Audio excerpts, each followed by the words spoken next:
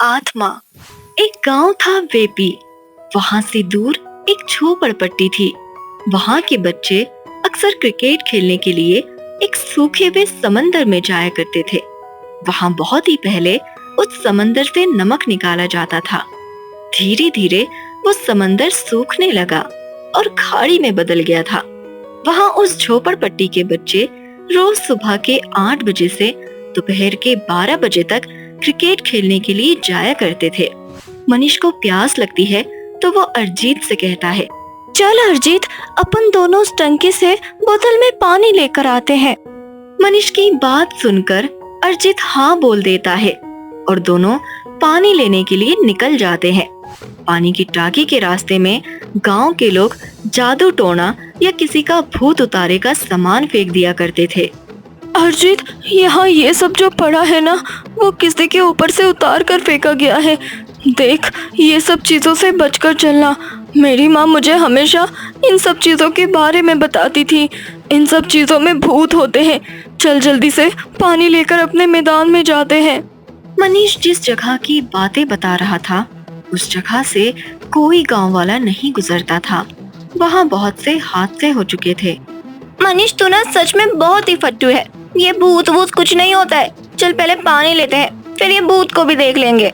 अरजीत ये बोलकर वॉचमैन के पास जाता है और बोलता है, वॉचमैन अंकल, पानी दे दो। आज हमारा पानी खत्म हो गया है। सारी बोतलें भी खाली हो गई है और प्यास भी बहुत जोर की लगी है। अरे बच्चों, आज तो टाकी पूरी खाली पड़ी है। पता नहीं क्यों 2 दिन से पानी ही नहीं आ रहा है इस एरिया में। वॉचमैन की बातें सुनकर मनीष बोलता है, अरे अंकल, थोड़ा तो होगा, हम देख लेते हैं। मिल गया तो हमारा नसीब। वॉचमैन उनको अंदर जाने देता है।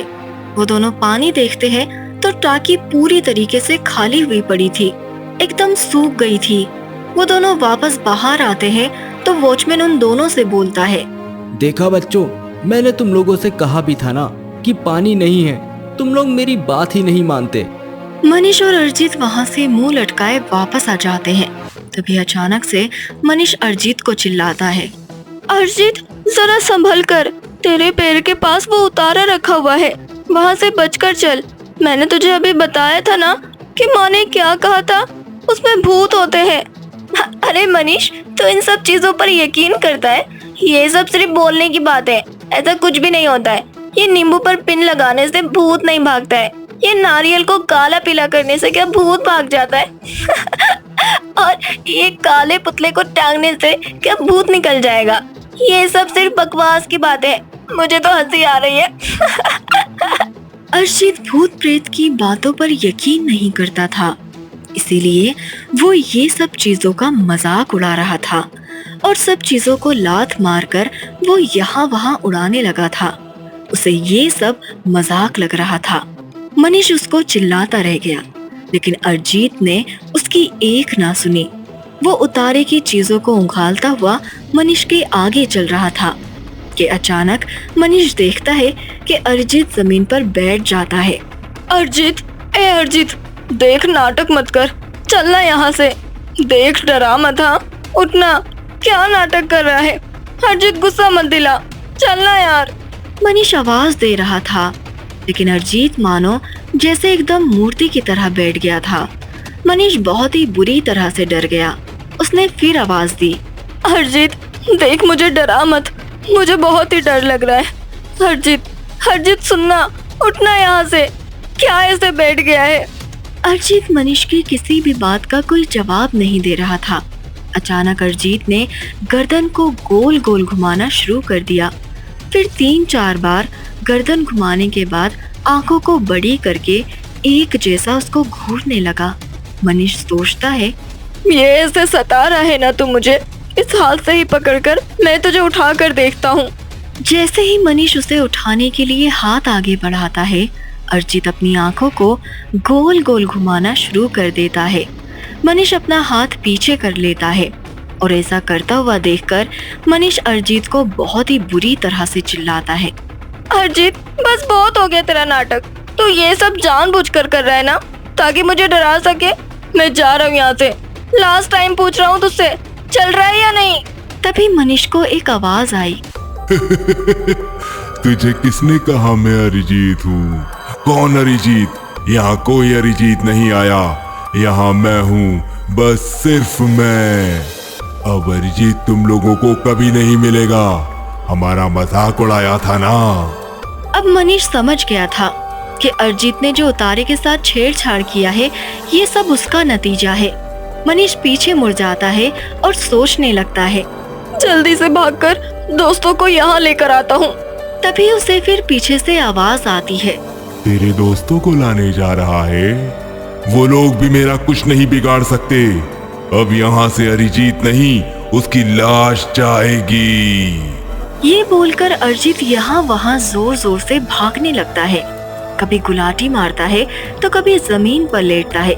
मनीष वहाँ से चीखते चिल्लाते हुए भागते भागते मैदान में पहुँचता है और वहाँ क्रिकेट खेल रहे उसके बाकी दोस्तों से बोलता है, मेरे साथ वो खाड़ी के पास चलो, अरिजीत को किसी भूत ने पकड़ लिया है। सभी दोस्त मनीष की बातें सुनकर हंसने लगते हैं। उन्हें लगता है वो उनको एड़ा बना रहा है और उस पर हंसने लगते हैं। तुम लोगों को मेरी बात पर भरोसा नहीं हो रहा है ना? मेरे साथ चलो उस खाड़ी में और अपनी आंखों से देख लो, मैं झूठ नहीं बोल रहा हूँ, मेरी बातों का यकीन करो। मनीष के बार बार बोलने पर सब उसके साथ जाते हैं। मुझे तो ऐसा लग रहा है जैसे इस पर किसी प्रेत आत्मा का साया आ गया है।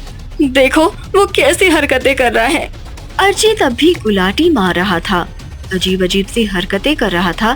कभी जमीन चाट रहा था तो कभी गुलाटी मार रहा था, कभी यहाँ वहाँ भाग रहा था। अरिजीत के अंदर जो भी प्रेत आत्मा थी अरिजीत से बहुत ही गुस्सा हो गई थी, इसीलिए वो अरिजीत को इस तरह से नुकसान पहुंचा रही थी। तभी मनीष उनसे कहता है, हम कुछ नहीं कर सकते हैं, हमें घर जाना होगा और अरिजीत के घर वालों को सब सच सच बताना होगा, अरिजीत के साथ जो भी हुआ है। मनीष और उसके सभी दोस्त अरिजीत को उस खाड़ी में छोड़कर घर के लिए निकल जाते हैं और अपने घर वालों को सब बताते हैं। सब अरिजीत के घर जाते हैं और उसके पापा को सब बताते हैं। सब मिलकर वही मैदान में पहुंचते हैं जहां अरिजीत था और सब अरिजीत को देखकर डर जाते हैं। अगर बचा सकते हो तो बचा लो अपने अरिजीत को, बस थोड़ी ही देर में वो मर जाएगा। अरिजीत की हालत बहुत ही खराब हो गई थी। वो पिछले 4 घंटे से धूप में ऐसे ही रेंग रहा था। उसके कपड़े, उसका चेहरा और उसका पूरा बदन काला पड़ गया था और उसके पूरे होठ सूख गए थे। तभी उस बस्ती में रहने वाले एक बुजुर्ग चाचा ने एक पीर बाबा को वहां लेकर आ गए थे। अरिजीत के घर वालों ने और उसके दोस्तों ने अरिजीत को कसकर पकड़ के रखा था।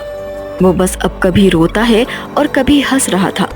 पीर बाबा ने मनीष से अरिजीत के बारे में सब पूछा। बेटा, तुम्हारे दोस्त के साथ वहाँ खाड़ी में क्या हुआ? मुझे सब शुरू से बताओ। पीर बाबा की बात सुनकर मनीष ने उन्हें अरिजीत के बारे में सब बताया।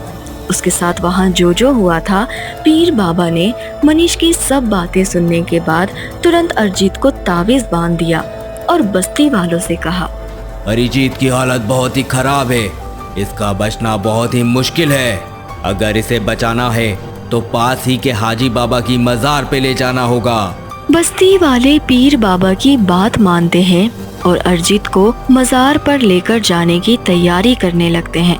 पीर बाबा ने जो भी अरिजीत को ताबीज बांधी थी, उसकी वजह से अरिजीत खून की उल्टी करने लगता है। पीर बाबा उसको देखकर बोलते हैं, इस पर वो प्रेत आत्मा बहुत हावी हो गई है। कुछ घंटों में इसे बचाया नहीं गया तो आज इसकी मौत पक्की है। इसे मजार पे लेके चलो जल्दी। सब उसे लेकर मजार पहुंचते हैं। मजार पहुंचते ही पीर बाबा मजार का पाक पानी अरिजीत पर डालते हैं। पानी डालते ही वो आत्मा अरिजीत का शरीर छोड़ देती है। पीर बाबा बच्चों से कहते हैं कि माँ बाप और अपने बड़ों की बातों को हमेशा मानना चाहिए, नहीं तो उसका अंजाम बहुत ही बुरा हो सकता है।